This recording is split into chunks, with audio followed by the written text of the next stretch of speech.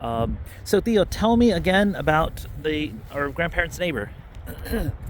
That's Benito Redondo and his wife. That was my father's sister, who was Lydia's mother. So Lydia was her first cousin. What memories do you have of Lydia? Oh, very fantastic. She hosted Tio Pancho, your tio, your tio, your grandfather Raúl, no? Yeah. Yeah.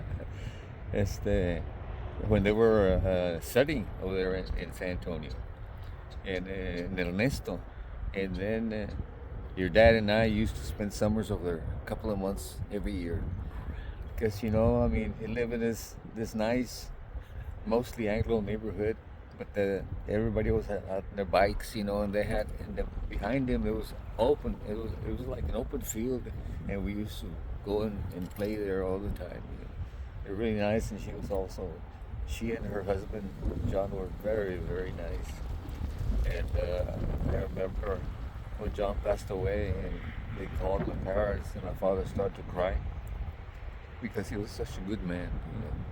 When during the flood, our house was completely covered in water.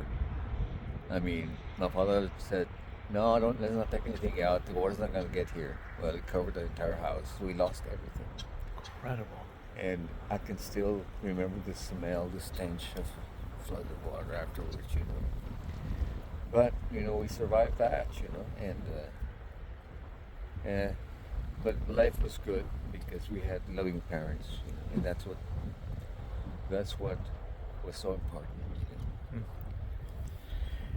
And are there any other relatives or neighbors in this general area that we should maybe pay respects to? No, really. I mean, there's a street there. This little street here, and I'll show you in a little bit. And there's three young men who died during the war. One was 22, one was 24, one was 25. When I wrote the bishop, I said, this little street here, there's abandoned. There's three young men who died for us, and they should be honored a little better by fixing that street. Yeah, absolutely. But Fantastic. I'll show you on the way out here. You bet.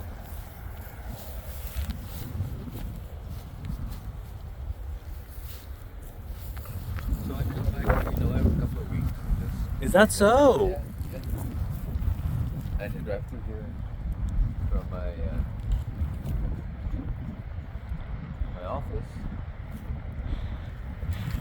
Oh, I have a tailor who is in this direction, and then my jeweler who fixes my watches also.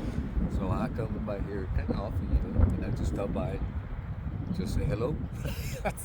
By the way, do you know a good person who fixes boots here in San Antonio? I mean, in Laredo, What do you mean? who like a boot repair person?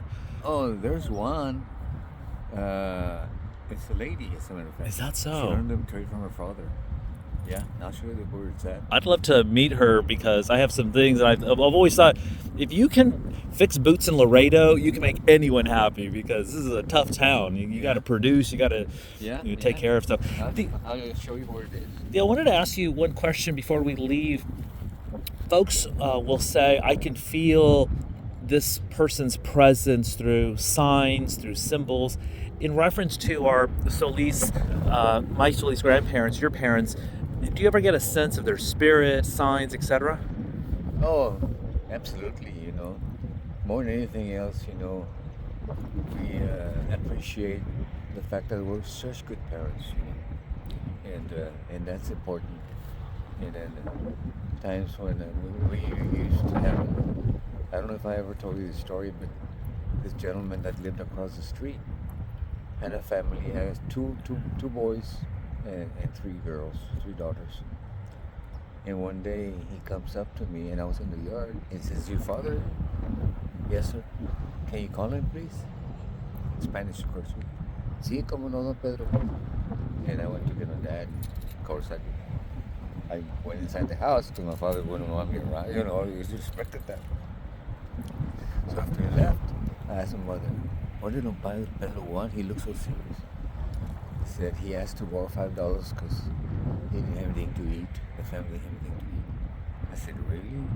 And he loaned it to him. He says he gave him $10. At that time, which was a lot of money, I must have been about 7, 8 years old. So, and I never forgot that. That's how it was before. People were just poor. And this poor man had odd jobs and he hadn't been able to work. But the 3 daughters came out really good. They're as a matter of fact, one of them called me a few months ago. Yeah, her name is Kata. She was a registered nurse with the hospital, and apparently was a very good one because all the doctors loved her. And she called me just when your dad passed away. So she saw the obit and she called me, and she was all very nice. And I never told her this story. That's embarrassing. Yeah. But that's the way it was.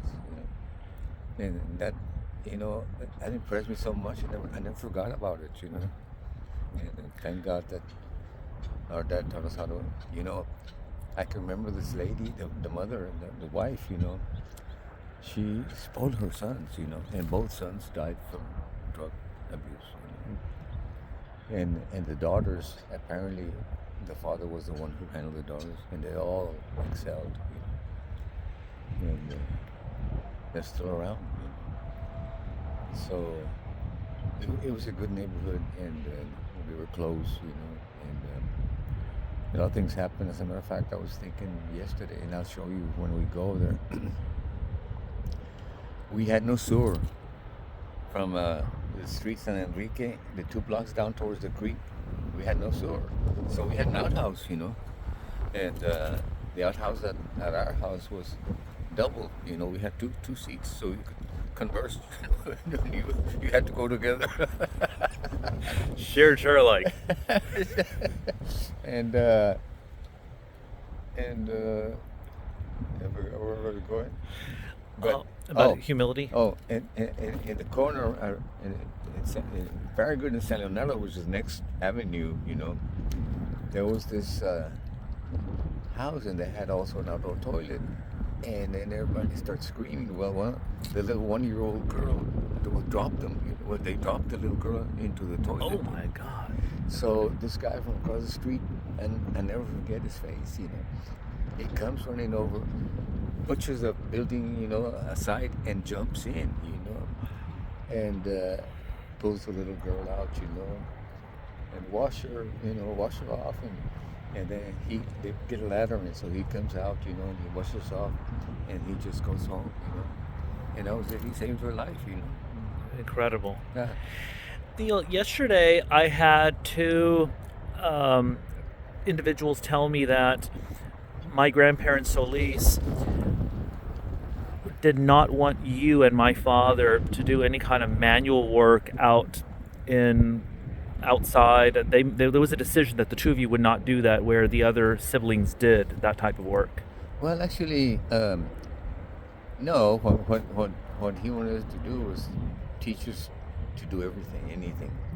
And one of the big jobs we had was during the fall, when all the leaves would fall. We had to gather them up and put them in paper bags, I guess, because there were no plastic bags, and take them up front. And your dad would say, "You know what? If we had a pulley and we had a cable," I said, "Joe, we don't have a pulley and we don't have a cable." So by the time you finish your design, you'll be done. Okay, I'm just thinking of easier ways. As I know you're thinking of easier ways, but it's just right now we don't have the. He He had engineering thinking back in the day, in the early days. And then my father used to go shop in Orlando for vegetables and meat and all that kind of stuff. Maybe every couple of weeks. So he would carry the plastic bags, and he would carry one bag on each hand. And so we would have to go. My mother said, "Okay, now go and wait for your father by La Posada, where that's it, Yeah. by the plaza there, and helping with big bags. Okay. So each one would come, and he said 12 blocks, Wow. and your dad said, there's got to be an easier way to do this. I said, I know, and one of those things would have to have some type of little maybe carriage or something where we could carry them. I said, that's it. Outstanding. Outstanding. What a great memory.